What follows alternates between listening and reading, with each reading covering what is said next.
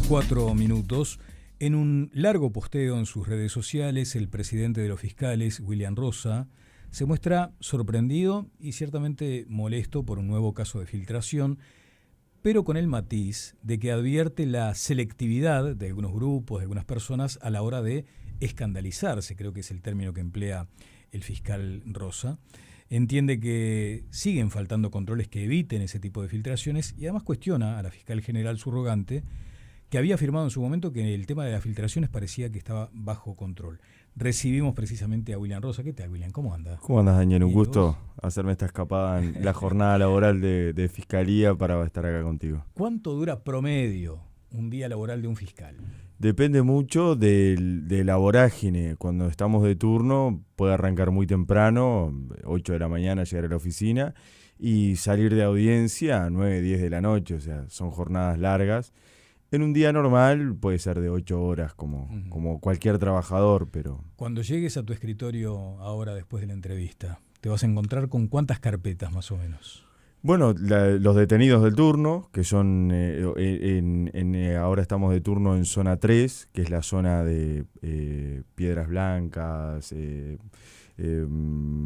barrio Maracaná, el Marconi, por ahí, la zona de Punta de Rieles. Tenemos 3 detenidos en flagrancia, 4 ahora con una información que nos llegó a último momento de una rapiña, más casos que tienen audiencias porque son casos que ya se vienen tramitando, o sea que en el correr de la tarde tendremos unas 4 o 5 audiencias ya programadas. O sea que ahí es donde se van amontonando las carpetitas. Ahí es donde se van, ¿no? sí. Y todo esto, el tiempo que uno distrae, por así decirlo, en otras tareas, como pueden ser las gremiales que estoy representando, entiendo aquí, es después eso posterga también la jornada laboral, claro, porque la extiende. Totalmente. William, te voy a sacar un poco de el eje que estaba previsto en la entrevista, porque hace unos días recibí a la directora de salud del Ministerio de Salud Pública y vos decís, ¿qué tendrá que ver con nosotros, no? Y ella decía que hay que trabajar mucho por el tema del burnout en los médicos, de ese agobio que sienten en el ejercicio de la profesión, que muchas veces se tienen que blindar porque ven circunstancias tremendas y hay que seguir para adelante. Ellos transitan a diario, además, en esa frontera delicada, delgadísima entre vida y muerte. Y yo ahora pensaba, cuando me describías las situaciones, ustedes también. Sí, es terrible. Es terrible. Yo he llegado a conocimiento de situaciones de compañeros que están atravesando hoy día situaciones de burnout. Por ejemplo, las fiscales que trabajan en casos de delitos sexuales, en casos de homicidios. Entonces, una criminalidad que afecta directamente la sensibilidad de los trabajadores y sobre todo esta sobrecarga de trabajo, llegar a cumplir de forma eficiente con el trabajo que a uno se le pone como cometido, también genera esta cuota de estrés que nosotros lo hemos relevado, lo hemos puesto de manifiesto y es una preocupación.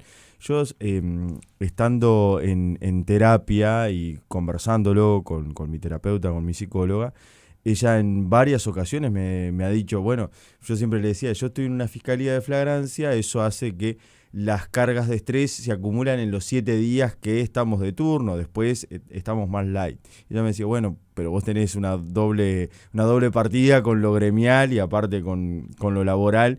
Y me dijo, bueno, tenés indicadores de burnout claro, que si no lo atendés a tiempo puede repercutir en tu salud psíquica, o sea que hay que tener cuidado respecto de esa situación, tener cuidado, tener una prevención para que los funcionarios no terminen, pensemos de forma egoísta, incluso para quien es un justiciable, para quien va al sistema de justicia, no es adecuado que esté recibido o tratado su caso por alguien que está pasando por una situación de estrés laboral o de salud mental que está complicada. Y en términos sindicales, doctor, ¿tienen algún resorte previsto? ¿Vos, por ejemplo, has trabajado en este tema particularmente? Lo hemos planteado a la Fiscalía General, lo hemos planteado en el sentido de, esto se atiende con disminuyendo las cargas de trabajo, distribuyendo las cargas de trabajo, de alguna forma dándole beneficios a los trabajadores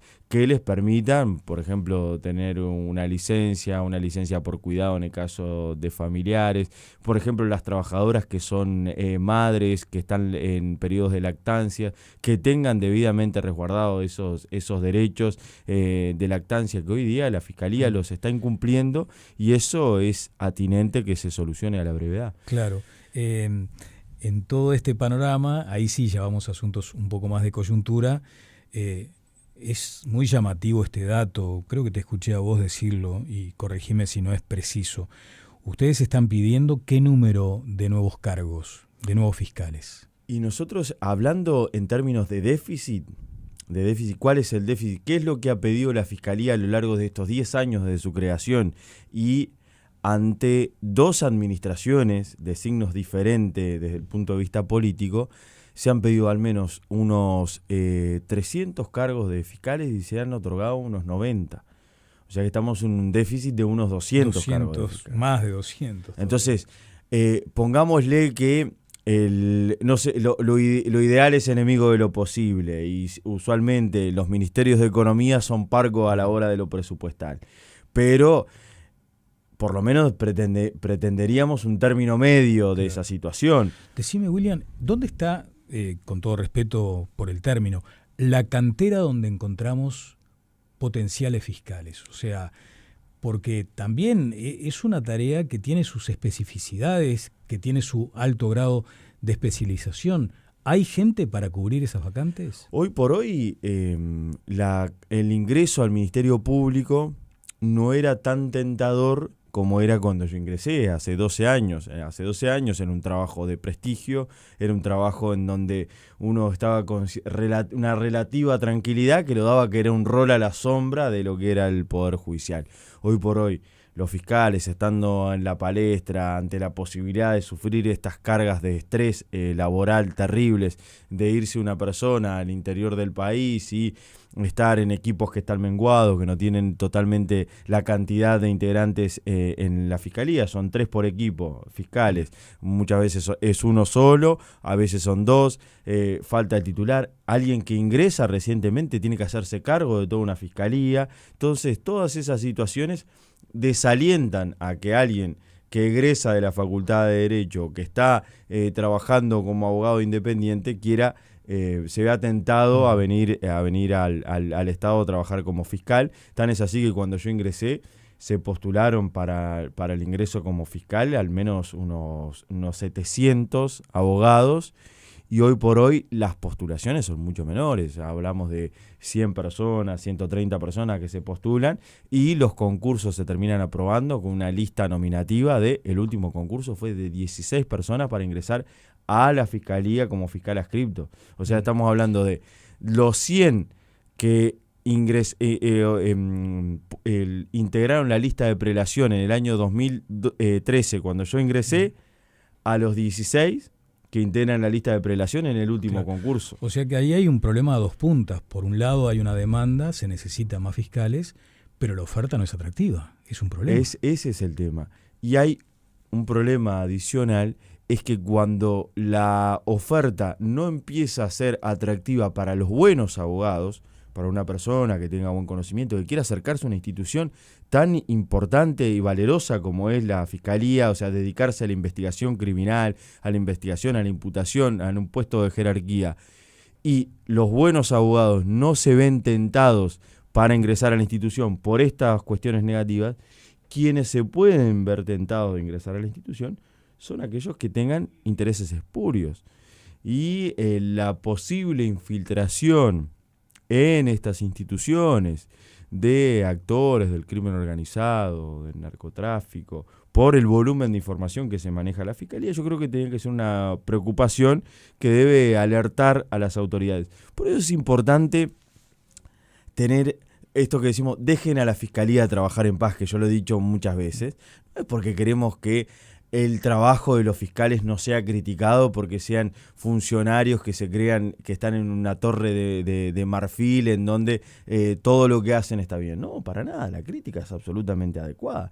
Pero cuando se ven estos ataques terribles, esto de decir, si yo tengo esta investigación, mi vida va a ser destrozada, no se va a ver tentado un abogado que trabaja de forma independiente, es decir, yo pero mejor me quedo acá en este lugarcito y no ingreso a la fiscalía. De hecho, en esta entrevista estás cumpliendo con uno de los pedidos que se le realizó a los fiscales de que salgan públicamente a dar sus explicaciones. O sea, ustedes estaban antes en un rol, si se quiere, secundario. Hoy no digo que estén obligados a salir a todos los medios todo el tiempo, pero sí a dar explicaciones. Porque de eso se trata también esto la ley. se contrapone con... Nosotros hicimos una presentación en la ONU, así como en la Comisión Interamericana de Derechos Humanos, respecto a lo que estábamos sufriendo en cuanto a una debilidad institucional terrible de no nombramiento de fiscal general, no asignación de recursos y aparte un ataque furibundo de parte del sistema político. La ONU, preocupada por esa situación, llamó la atención enfáticamente del Estado uruguayo respecto a esa situación, que nosotros no lo pusimos de manifiesto, esa comunicación de la ONU, como sí hicieron nuestros colegas argentinos ante una comunicación similar, porque la comunicación fue enviada el 5 de noviembre. Imagínate lo que hubiesen dicho de la Asociación de Fiscales si el 5 de noviembre de 2024... Tremendo. Ahora, entonces, en ese momento, la fiscal general respondió, como parte del Estado, respondió a esa preocupación que estaba transmitiendo la ONU. En lugar de decir lo que dicen los fiscales, que están actuando con punto de vista institucional, no corporativista, defendiendo la institución, es así, yo como fiscal general lo veo, la doctora Ferrero dijo, en realidad yo no puedo hacer nada con que los políticos ataquen a los fiscales, lo que sí convendría es que los fiscales se comporten de forma más mesurada, no tan mediática y de forma más adusta, esa fue la palabra que utilizó, como de alguna forma señalando que es por culpa de los fiscales que salen a dar estas explicaciones que se les solicitan, era que venían los ataques. William, igual tiraste un bombazo, con eso de que la debilidad en atraer a nuevos profesionales puede permitir la incidencia de intereses espurios, así lo manifestaste. Y eso abre un abanico amplísimo, desde el crimen organizado hasta también el propio sistema político, porque ahora que estamos todos metidos en esto de la judicialización de la política, y tal vez también allí haya como un interés de ir filtrando gente amiga. Totalmente. ¿Tenés ese temor también? Totalmente, y es un temor que la doctora Ferrero se los transmitió también a los parlamentarios en una sesión de principio de años en la Cámara de Senadores, ante el nuevo Parlamento, una sesión que fue reservada, pero esta parte, el que le haya transmitido esta preocupación que tiene, eso se hizo público por parte de los interlocutores y es totalmente así como lo señala la doctora Ferrero. Esa preocupación está, la hemos conversado, porque no es saludable que en la Fiscalía, por no ser un lugar tentador, como decía, para los buenos abogados, terminen ingresando otros abogados que no tienen... Dijiste, claro, ¿no? Infiltrados. Bueno, estamos hablando con el presidente de la Asociación de Magistrados Fiscales del Uruguay, William Rosa. Decía al comienzo que hiciste un largo posteo en las redes, sorprendido y también molesto por un nuevo caso de filtración. ¿A qué caso particularmente te referís? Bueno, es este caso de la fiscal en donde está siendo investigada penalmente la fiscal Alicia Guione, la fiscal del caso Penades. Ahí también hay un montón de correlaciones que se pueden hacer cuando se investiga el poder. Los fiscales sufren consecuencias y consecuencias terribles. No estoy valorando si está bien o mal. Está bien que si alguien hace mal, un fiscal hace mal su trabajo, que sea valorado, investigado administrativa, civil o penalmente. Pero en ese caso, nosotros tenemos una noticia que publicó El Observador en donde se da con pelos y señales, allí utiliza la palabra la periodista, que no estoy disvalorando el trabajo de la periodista, hace lo que tiene que hacer. Además, Natalia Roa. Claro, hace lo que tiene que hacer, dice, se reconstruyó. Obviamente la reconstrucción es de forma tan precisa que es a partir del acceso a una información, que es reservada, absolutamente reservada, pues es una etapa preliminar. Eso que otrora cuando sucedían estas filtraciones de investigación escandalizaba a mucha gente, escandalización de la cual yo compartía en ese momento, decíamos y sosteníamos que ahí hay un problema, no solo de la Fiscalía, sino del Estado todo, respecto de preservar inmaculadas las investigaciones sin que se formen juicios paralelos porque se filtran. Ahora no lo veo, no sé si porque se trata de una fiscal, porque no se trata de determinados actores que generan intereses. Vos ves lo selectivo ahí. Exactamente. ante lo selectivo de la indignación, yo dejé pasar muchos días como para decir, bueno, alguien tal vez se indigne con esto. Dejé pasar muchos días y quise remarcar en que a mí sí me genera una indignación, no por este caso particular, sino por una situación global. Y sobre todo lo que me genera más preocupación es que realmente no estemos trabajando consolidadamente para que eso no vuelva a suceder. Hay mucho por hacer institucionalmente y como política pública estatal para impermeabilizar las investigaciones fiscales. Utilizaste el término impermeabilizar. La pregunta que probablemente se esté haciendo mucha gente en la audiencia es, de los documentos filtrables, si querés, ¿por cuántas manos pasan? Bien, si una persona se le toma declaración en la fiscalía o se le incauta un teléfono y de ese teléfono se extrae información, esa información puede pasar primero por la policía, segundo por la fiscalía y tercero por las víctimas, los imputados y sus abogados, o sea, las personas investigadas, quienes denuncian, quienes son víctimas, quienes sufren los delitos y sus abogados. Por eso es mucha gente que puede esa filtrar. es la cantidad de personas que tienen acceso a la información que está en la carpeta investigativa. Todos tienen el deber de reserva. Ahora, no todos tienen una consecuencia de violentar esa reserva. ¿Se apresuró la fiscal cuando dijo que el tema filtraciones estaba resuelto? Absolutamente. Absolutamente, porque el creer que porque algo no sucede en determinado periodo de tiempo, uno lo tiene solucionado sin haber hecho ninguna acción positiva para solucionarlo, es prácticamente estar prendiendo velas a un santo. William, ustedes están señalados, porque en esa cadena que describíamos están los fiscales. Desde la asociación, ¿entienden que hay como un método, un plan para evitar este tipo de situaciones? Yo lo conversaba e incluso se lo he enviado a la fiscal general subrogante como manera de aportar ideas respecto de posibles soluciones a esta cuestión. Yo creo que, por ejemplo, en el tema de el manejo de la información que se incauta de dispositivos electrónicos, una computadora, un teléfono celular, que es material muy sensible, porque a una persona le incautan el teléfono para investigar un hurto y de repente tienen acceso a todo un montón de informaciones que el Estado no tiene por qué estar observando respecto de esa persona. ¿El fiscal discrimina eso? Tiene que discriminarlo. Ahora bien, el fiscal no tiene las herramientas muchas veces para tener el contralor de eso, porque ese trabajo lo hace en la policía. Lo que nosotros decíamos es, por ejemplo, en el Ministerio Público de Mendoza y en muchos ministerios públicos de la Argentina existe una unidad especial en donde el aparato que realiza la extracción de los teléfonos y el análisis y la segmentación de cuál es la información útil está dentro de la Fiscalía mismo. O sea que la Fiscalía es dable que analice, crear esa unidad para tener que los funcionarios que trabajan en la policía y hacen eso estén dentro de la Fiscalía primero para generar un vínculo más cercano de lo que quieren y necesitan los fiscales de utilidad para su investigación y de que estas cosas, por ejemplo, cuando pasa una filtración, tener más segmentado cuáles son los actores a los que vamos a ir a investigar. Claro, decías hoy, por ejemplo, lo de la relatora de Naciones Unidas advirtiendo de una intención de debilitar a la institución Fiscalía. ¿Esto que estás describiendo va en ese sentido? Esto en cuanto a acusar a fiscales que eventualmente pueden estar... Por supuesto, porque primero porque es muy fácil el señalamiento. No se presenta ninguna evidencia y se hace el señalamiento a una institución y se dice las filtraciones de Fiscalía.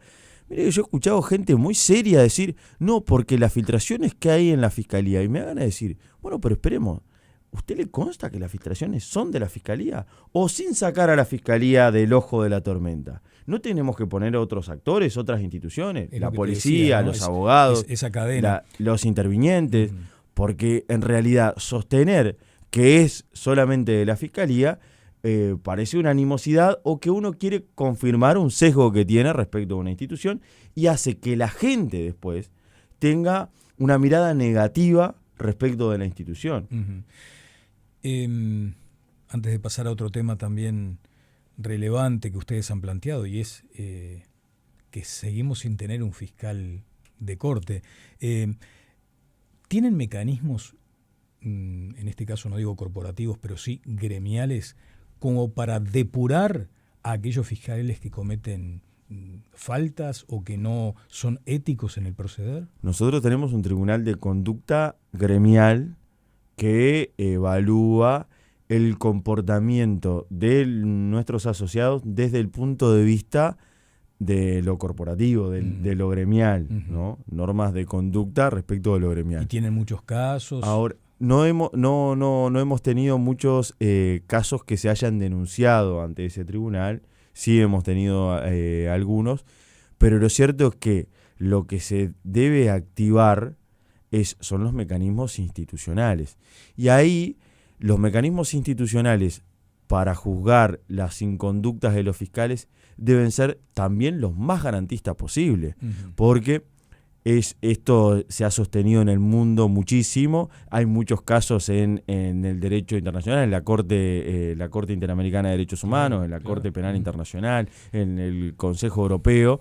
Hay muchos casos de que se utiliza el poder disciplinario para escarmentar fiscales. Y hay que tener cuidado con esto, porque cuando los fiscales están en investigaciones importantes, ¿no? Contra actores de relevancia, y después aparecen sumariados, investigados, ese mecanismo también... El mero hecho de la investigación ya te condiciona, ¿no? Entonces, ese condicionamiento también hay que tener muchísimo cuidado. Entonces, creo que ahí son todos esos resortes que hay que alentar a que estos funcionarios que tienen tanto poder respondan por las cosas que hagan apartándose de la normativa, pero para responder se les tiene que garantizar un procedimiento adecuado y no tiene que ser en el medio de una investigación en donde se pueda sospechar en que en realidad lo que se les está haciendo es enmendando la plana por actuar de una u otra forma. Bien, doctor, no nos queda más tiempo, simplemente un titular. ¿Por qué consideran los fiscales que todavía no tenemos un fiscal de corte? Te pueden llegar a decir, pero mirá que Mónica Ferrero anda bien como subrogante, está cumpliendo su función. ¿Por qué entienden ustedes que esa definición no llega? Yo creo que no llega, no es un entendimiento de mi parte, sino es un análisis que han hecho quienes han investigado que esto pasa a nivel regional, que no hay fiscales generales, porque en realidad, de esa forma, el sistema político, al no designar un fiscal general en este mundo de mitades, ¿no? En donde las fuerzas políticas se dividen por mitades en todos estos países, dice, bueno, yo no te apoyo en la designación de un fiscal general que vos propongas, vos no vas a apoyar el que yo proponga, y de alguna forma se da un empate, un empate técnico entre... De conveniencias. Y eso lo que hace es favorecer la debilidad institucional. Y una fiscalía debilitada, yo creo que lo han tenido muy presentes quienes han visto esto, es la fiscalía va a seguir funcionando respecto al que rapiña y al que roba en la calle. La fiscalía va a seguir siendo exitosa, podríamos decir, porque si nos fijamos en los índices de prisionalización, hay 16.000 presos, viene en crecimiento desde el año 2000, o sea, eso no ha parado, la mayoría son por hurtos y rapiña, pero ¿en dónde está el bolsón de impunidad? Muchas veces en el crimen organizado, en la corrupción pública, en el narcotráfico de alta escala, en las estafas de gran cuantía. Entonces, parece un bolsón de impunidad en donde la debilidad de la fiscalía termina siendo favorecida. Y esto del interinato también favorece esa cuestión. Porque a una persona que es interina no siente el sistema político que le tenga que responder, por ejemplo, dándole rubros para funcionar, porque es alguien interino. Doctor William Rosa, muchas gracias. Gracias a ti. Vamos a la pausa, seguimos avanzando en Informativo Sarandí. Informativo Sarandí. Las noticias todo